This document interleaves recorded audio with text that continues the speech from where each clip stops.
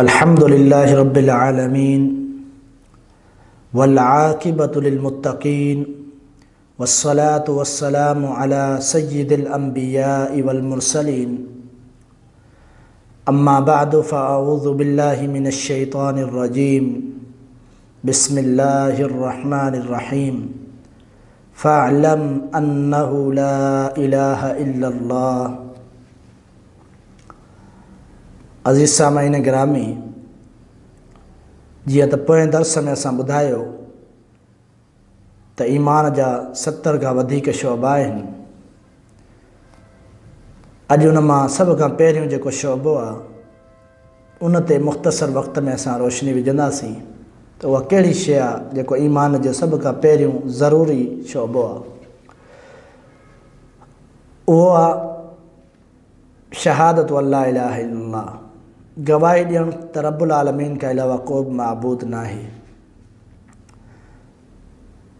यकीनन को शख़्स मुसलमान थियणु चाहे थो उनखे गवाही ॾियणु ज़रूरी आहे। कई वाक़ियात अहादीस में मिलनि था ऐं जिन बि नबी अलैहिस्सलातु वस्सलाम ते ईमान आंदो मुसलमान थिया त मुसलमान थियण खां पोइ पहिरीं जेको आहे इस्लाम में दाख़िल थियण जे लाइ उन्हनि कलमो पढ़ियो, शहादत ॾिनो, गवाही ॾिनो त रब्बुल आलमीन खां वधीक, रब्बुल आलमीन खां अलावा को बि माबूद नाहे।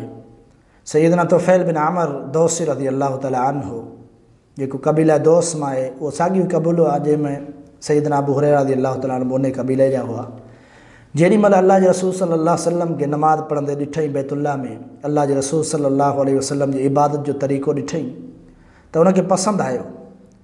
नबी अलैहिस्सलातु वस्सलाम ॾांहुं हलियो वियो, पोयां हलियो, अल्लाह जे रसूल घर वटि पहुता। पाण पुछऊं त छा आहे तुफ़ैल, छा मसइलो आहे, तूं मुंहिंजे पोयां पियो अची? त सैयदना तुफ़ैल चयो, अल्लाह जे रसूल सल्लल्लाहु अलैहि वसल्लम जेको नमाज़ में तव्हां पढ़ियो पियो मूंखे ॿुधायो। अल्लाह जे प्यारे हबीब मुहम्मद अरबी अलैहिस्सलातु वस्सलाम क़ुरान मजीद जो 2 सूरतूं पढ़ी ॿुधायूं, हिकु सूरत फ़लक, ॿी सूरत इख़लास। जेॾी महिल इहे अल्लाह जे रसूल सल्लल्लाहु अलैहि वसल्लम पढ़ियूं त उन फ़ौरन चयो अशहदु अल्ला इलाहा इल्लल्लाह, यानी कलमो पढ़ी मुसलमान थी वियो, दीन इस्लाम में दाख़िल थी वियो। त ज़रूरी आहे दीन इस्लाम में दाख़िल थियण जे लाइ कलमे जो इक़रार करणु, शहादत ॾियणु, गवाही ॾियणु।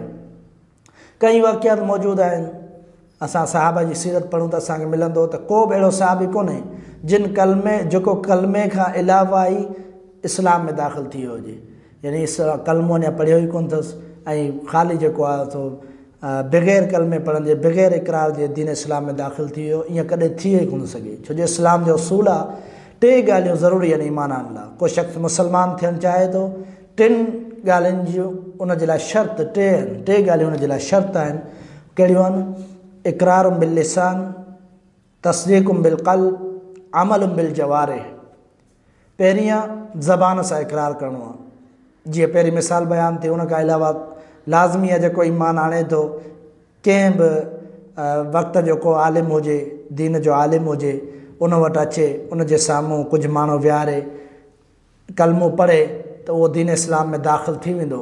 अंदरूनी मामिलो उहो अल्लाह जे सपुर्द आहे। जीअं नबी अलैहिस्सलातु वस्सलाम जे दौर में कई माण्हू मुनाफ़िक़ हुआ जिन इस्लाम क़बूल कयो, यानी इक़रार कयूं अशहदु अल्ला इलाहा इल्लल्लाह व अशहदु अन्न मुहम्मदर रसूलुल्लाह, इहो कलमो त पढ़ियूं, पर उन खां अलावा दिलि में छा हो, उन्हनि जे दिलि में जेको आहे सो ईमान दाख़िल न थियो, दिलि में उन्हनि दिलि सां तस्लीम न कयो। ॿी शर्त जेका आहे उहा तस्दीक़ुम बिल क़ल्ब आहे, यानी दिलि सां तस्दीक़ करणी आहे ईमान जी। ऐं इन जी मिसालूं कई मिलंदियूं सहाबा इकराम खां। असां ॾिसूं सैयदना उमर बिन ख़त्ताब रज़ी अल्लाह तआला अन्हु हिकु दफ़ो नबी अलैहिस्सलातु वस्सलाम सां गॾु वियो पिए त चई, अल्लाह जे रसूल सल्लल्लाहु अलैहि वसल्लम हर शइ खां वधीक तव्हां सां मुहबत थो कयां, सिवाइ पंहिंजी जान जे, पंहिंजी जान खां वधीक कोन थो कयां, हर शइ खां वधीक तव्हां सां मुहबत थो कयां। नबी अलैहिस्सलातु वस्सलाम फरमायो, ला युमिनु अहदुकुम हत्ता अकून अहब्ब इलैहि मिन वालिदिही व वलदिही वन्नासि अजमाइन। फरमायो त ए उमर तूं ईमान वारो न थियो आहीं, अञा मुकमल ईमान वारो न थियो आहीं, ऐसी तो जो पंहिंजी जान खां वधीक मूंसां मुहबत करी। त सैयदना उमर रज़ी अल्लाह तआला अन्हु फ़ौरन चयो, आल आन अल्लाह जे रसूल सल्लल्लाहु अलैहि वसल्लम, हाणे आउं जेको आहे सो पंहिंजी जान खां वधीक तव्हां सां मुहबत कंदुसि, यानी तस्दीक़ दिलि सां हाणे मुकमल थी आहे। जेॾी महिल इहे अल्फाज़ चया सैयदना उमर, नबी अलैहिस्सलातु वस्सलाम ने फरमायो त आल आन या उमर ए उमर बिन ख़त्ताब हाणे तूं मुकम्मल मोमिन थी चुको आहे, मुकम्मल दीन में दाख़िल थी चुको आहीं। त यकीनन दिलि सां तस्दीक़ करणु ज़रूरी आहे, दिलि सां इक़रार करणु। हिकु त ज़बान सां इक़रार थी वियो, अशहदु अल्ला इलाहा इल्लल्लाह, कलमो पढ़ी दीन इस्लाम में दाख़िल थी वियो। ॿियो दिलि सां ज़रूरी आहे तस्दीक़। दिलि सां तस्दीक़ जी मिसालूं कई मिलंदियूं। अल्लाहु अकबर, सैयदना अबू बकर सिद्दीक़ रज़ी अल्लाह तआला अन्हु जंग जे मैदान में आहे। पोइ उनजो पुटु जेको आहे सो इस्लाम आंदो, मुसलमान थी वियो। उन खां पोइ हिकु ॾींहुं असांजे वालिद सां गुफ़्तगू कंदे चए थो त मुंहिंजा अब्बा, आउं कई दफ़ा जंग में तव्हांजे साम्हूं आयुसि, तव्हां मुंहिंजे आमने साम्हूं आयो, माना साम्हूं जंग जे दौरान मुंहिंजे आयो, पर मूं इन लाइ तव्हांखे क़त्ल न कयो त तव्हां मुंहिंजा वालिद आहियो। त सैयदना अबू बकर सिद्दीक़ रज़ी अल्लाह तआला अन्हु फरमायो त हे मुंहिंजा लख़्ते जिगर, जेकॾहिं तूं मुंहिंजे साम्हूं अची आ ऐं मूंखे जंग जे दौरान तूं मुंहिंजे साम्हूं अची आ त आमनो सामनो थिए आ, त यकीनन आऊं इहो न ॾिसां त मुंहिंजो पुटु आहे, बल्कि मुंहिंजे लाइ सभ खां वधीक दीन इस्लाम आहे। दीन इस्लाम आहे। जिहाद में शरीक थियण खां पोइ इस्लाम पुट खे छॾण जी इजाज़त नथो ॾे। को बि क़रीबी रिश्तेदार हुजे, इस्लाम में दाख़िल आउंसि, जेकॾहिं अची आ त आउं तोखे क़त्ल करे छॾियां। यकीनन मुहबत औलाद जी हूंदी आहे, पर हिननि एतिरे क़दुरु अज़ीम ईमान जो मिसालूं क़ाइमु कयूं त तस्दीक़ बिल क़ल्ब आहे, दिलि जे इरादे सां, दिलि में बि तस्दीक़ आहे, दिलि सां ईमान आंदऊं, तॾहिं हर शइ दीन जे लाइ क़ुर्बान करण जे लाइ तयारु हुआ। सहाबा इकराम जो इहो रवैयो हो।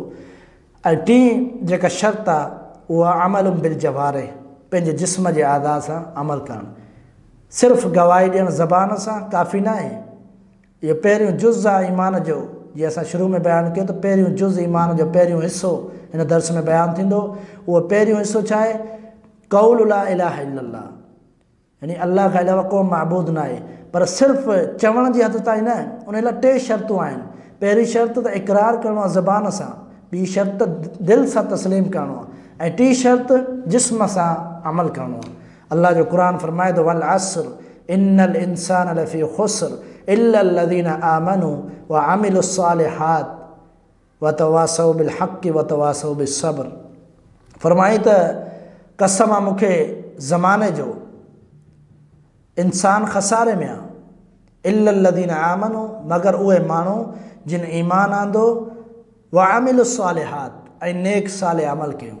ख़ाली ईमान मयार न आहे। कोई शख़्स ईमान आणे थो, मुसलमान थी वियो आहे, हाणे उहो सम्झे त बसि मुंहिंजे लाइ सभु माफ़ु आहे, नमाज़ रोज़ो हज ज़कात हर अमल माफ़ु आहे, उहो मोमिन नथो थी सघे। मोमिन उहो आहे जे ईमान आणण खां पोइ अमिलुस सालिहात, नेक अमाल कया, उन खां पोइ नेक अमाल करण खां पोइ वतवासौ बिल हक़, हक़ जो हमेशह साथ ॾिनी, हक़ जी तलक़ीन कई, वसियत कई। वतवासौ बिस सब्र, ऐं सब्र जी तलक़ीन कई, यानी हक़ ऐं सब्र खे हमेशह पंहिंजो पाण सां गॾु रखी। दीन में मुसीबतूं आयूं तॾहिं बि सब्र कई, परेशानियूं आयूं तॾहिं बि सब्र कई। जेॾी महिल हक़ चवण जी ॻाल्हि आई त हक़ खोले बयानु कई, कंहिं दुश्मन जी काफ़र जी परवाह न कई, दीन खे बयानु कई, हक़ बयानु कई माण्हुनि जे साम्हूं, ऐं तकलीफ़ुनि ते सब्र कई। अल्लाह से फरमायो इहो कामयाबु आहे। यकीनन तबलीग दीन हक़ बयानु करणु इहो बि ईमान जो हिसो आहे। हाणे मालूम थियो त उहो शख़्स जेको ईमान आणे थो पर ज़बान सां इक़रार नथो करे, उहो मुसलमान नथो थी सघे, या दिलि सां इस्लाम खे तस्लीम नथो करे, दीन खे तस्लीम नथो करे, उहो मोमिन नथो थी सघे, या दिलि सां तस्लीम करे थो ऐं ज़बान सां इक़रार बि करे थो पर अमल नथो करे, त इहो बि शख़्स सही माना में मुकमल ईमान वारो न आहे। मुसलमान थी सघे थो, इस्लाम में दाख़िल थी सघे थो, पर अमल नथो करे, त इहो जेको बेअमल शख़्स आहे उनजो ईमान मुकमल न आहे। पहिरियों जेको आहे 2 शर्तूं ज़रूरी आहिनि मुसलमान थियण जे लाइ। 2 शर्तूं ज़रूरी आहिनि। हिकु त ज़बान सां इक़रार करिणो आहे, ॿियो दिलि सां तस्दीक़ करणी आहे। ऐं जेकॾहिं को शख़्स ज़बान सां इक़रार करे थो, दिलि सां तस्दीक़ नथो करे, त उनजी असांखे ख़बर आहे उहो मुनाफ़िक़ आहे। ऐं जेकॾहिं को ज़बान सां इक़रार नथो करे, दिलि सां ईमान खे मञे थो, परेशानी जे करे इक़रार नथो करे, उनखे मौक़ो मिलियो त उन इक़रार बि करे छॾियो, कंहिं मजबूरी जे तहत इक़रार नथो करे, मौक़ो मिलियो इक़रार करे छॾी। जीअं नबी अलैहिस्सलातु वस्सलाम जे दौर में सहाबा इकराम शुरू में ईमान आंदो, ज़बान सां इक़रार कयूं नबी अलैहिस्सलातु वस्सलाम जे साम्हूं, पर माण्हुनि जे साम्हूं इक़रार न कयूं त असां ईमान आंदो आहे। उहो सिलसिलो तॾहिं शुरू थियो जॾहिं उमर रज़ी अल्लाह ताला मुसलमान थियो त बरमला ऐलान कई त कलमो पढ़ी गवाही ॾिनई त आऊं मुसलमान थी वियो, दीन इस्लाम में दाख़िल थी वियो, पर शर्त ज़रूरियत दिलि सां तस्दीक करणु, ज़बान सां इक़रार, दिलि सां तस्दीक ऐं जिस्म जे आज़ा सां अमल करणु। इहे 3 शर्तियूं ईमान जे लाइ ज़रूरी आहिनि। ला इलाहा इल्लल्लाह कलमो, उन जी गवाही सां इहे 3 शर्तूं ज़रूरी आहिनि। इहे मुकमल आहिनि त सम्झो असां दीन इस्लाम के सही तस्लीम कयो, उन ते मुकमल अमल पैरा थियासीं ऐं मोमिन थियासीं। अल्लाह रब्बुल आलमीन असांखे सम्झ जी तौफ़ीक़ अता फ़रमाए। वमा तौफ़ीक़ी इल्ला बिल्लाही।